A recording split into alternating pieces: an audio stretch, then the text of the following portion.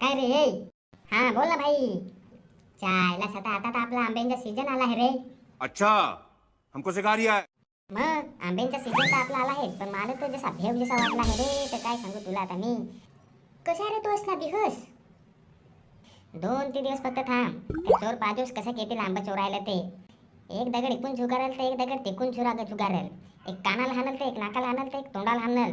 आणि एवढा वेळ दुखवाय नाही आंबे दगडाखाला हाणत तर राग पण तसाच आहे. आणि दुसरा चोर राहील तो पाजोस खाली राहून मजा असा पाहत कधी आंबे हाणून पाडून कधी खाव, ते पण तर चटणी लावून खातील असे एक एक चोर तर काय. बात तो सही है. दौड़ना तो पड़ता है. हो ना. आता तर चोर आंबा चोरायला आलं ना, तर मी तर पानाखाली लपून राहन.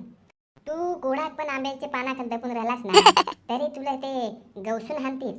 ते चोर हा असे नेम त्यांना राहा ना, नेम धरून दगडाला नेमकंच हाणत ते काय. पण चोर कसं करी येत हो आंबा चोरायला? चालत येत ते कसं घेतील ते काय उडून येतील? अरे म्हणजे नाही रोज आंबा चोरायला रातचे येतील का दिवसाचे येतील तर? मला काय सांगून येतील असा ते का आम्ही रात्रीचे जेवण दिवसाचे जेव असा?